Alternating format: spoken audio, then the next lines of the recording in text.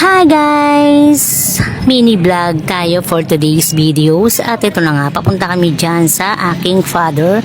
Dadalaw kami sa puntod ng aking father.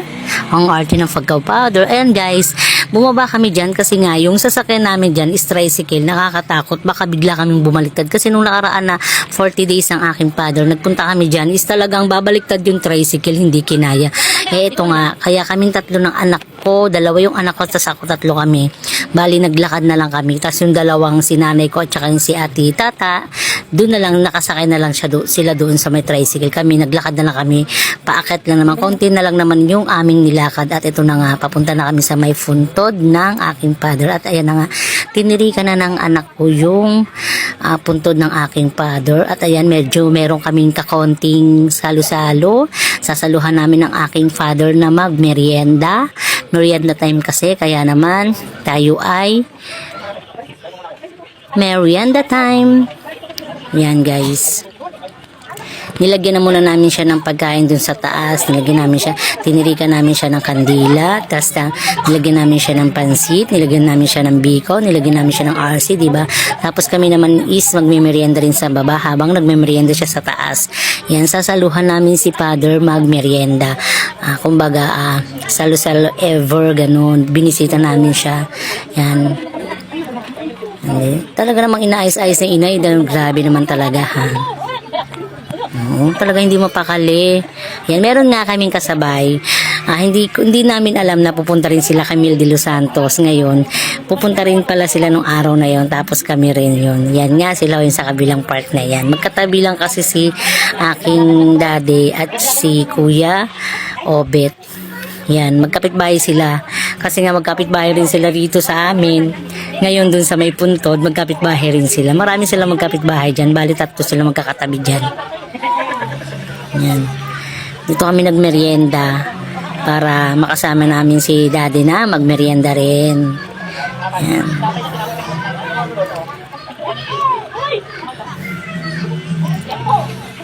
Masarap naman talaga lagi magpupunta dyan sa taas kay daddy. Bibisitahin namin lagi. Kaya lang kasi guys, pag wala ka talagang motor, tricycle lang talaga yung gagamitin mong paakyat dito. Okay lang naman kahit na medyo mahal yung pamasahe. Kaya lang talaga, pagka pumunta ka kasi dun sa taas, magkano rin ang papamasahe mo? Siguro magkano rin ata yung binayad ng nanay ko, nasa 300 plus din o 300 ganun, back and forth. Pero mura na yun, ha, kasi nga ito talaga pataas to, patarik, medyo malayo rin, ganun. Nakakatakot din kasi dito umakyat kasi nga pataas talaga yung mga sasakyan, patarik talaga. Ayan siya, si Kosa. Yan yung driver. Hindi siya kumain ng dala namin kasi nga bawal sa kanya yun. Bawal daw sa kanya yung maaala, tapos yung may gata-gata. Yung biko may gata, diba? Tapos yung pansit namin is may toyo, yung ganun. Yung nagtinapay na lang siya. Tapos di rin siya pwede sa may RC, kaya nagtubig na lang din siya. Lagi pa lang slot dito. Yung dalawang pa daw. Nadalagan ba? Kita upuan. Mamaya madayari. Yun, dialysis. Ano ba dialysis? Hindi. Ito ba yan ang gawin? Ito ba siya na? Ako! Sa'yo din ako pa dapat natin. Dito po. Okay, pagkalit. Dito. Ano ko? Ay, talaga? Ay, na! Huwag mo lang makatakbo na. Ayun ba? Bakit ako lang ko din? Ito na tayo. Ano ba? Sumat kayo kumakain? Kumakain na. Hindi mo magdasbin? Hindi. Dahil lang ito eh. Kaya ang lagi na yung dahil eh. Bakit ka mo nagkasa? Ito. Nagkita tayo ng biko. Ito tayo dito.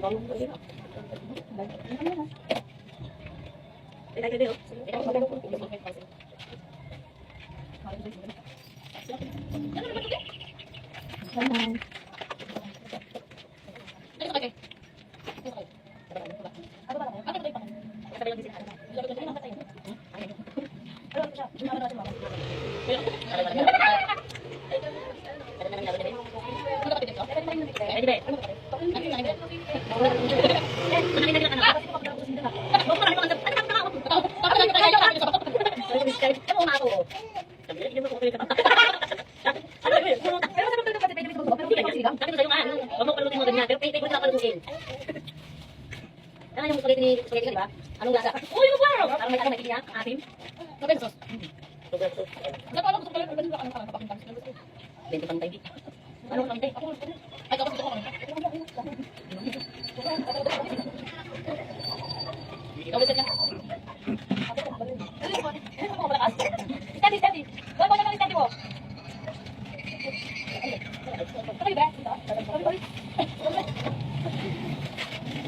Ito sa pamilya.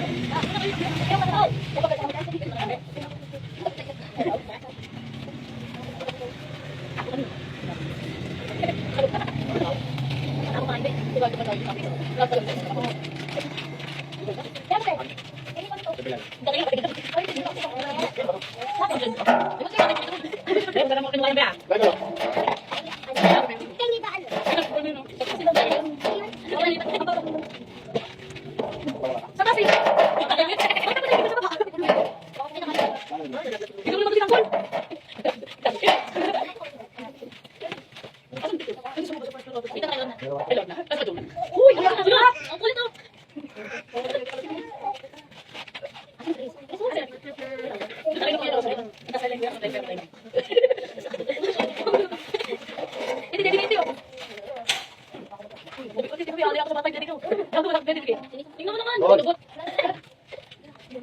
Lakas ka na.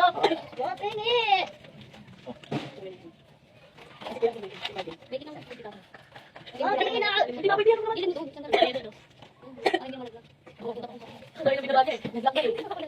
Nagkain na lang ako. Ito na namin nabasa ko yung Mark. Ito na yung kape natin eh. Hindi na siya yung Roberto. Nasa kayo. Kasi ito nakap. Baka kanina pa ako tayo eh. What?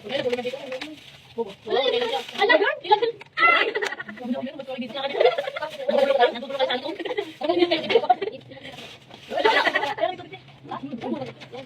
Kasi iwan na yun.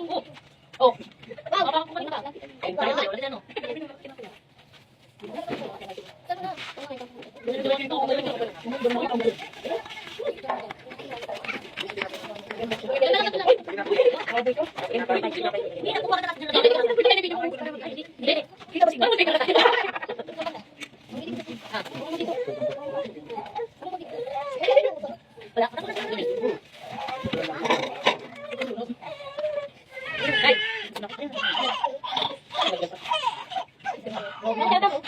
Nakakadagdag ka na, Nel.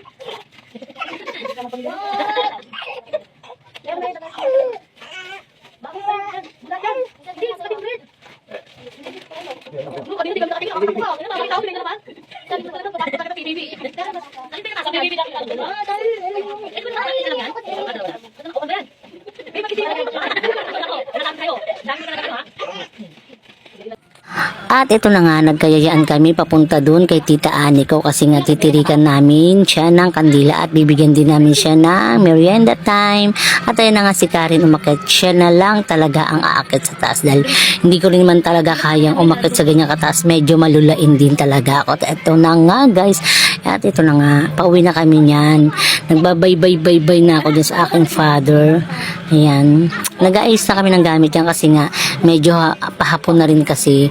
Akala nyo lang dito sa may taas is maliwanag pa kasi sa ano to taas to mabundok to Yung lugar namin kasi guys is mabundok kaya yan medyo nag-ayos-ayos na kami ng mga gamit, nagkayayaan na magkauwian kasi nga palubog na rin yung ano dyan yung araw. Pahap-hapon na rin kasi naman talaga guys.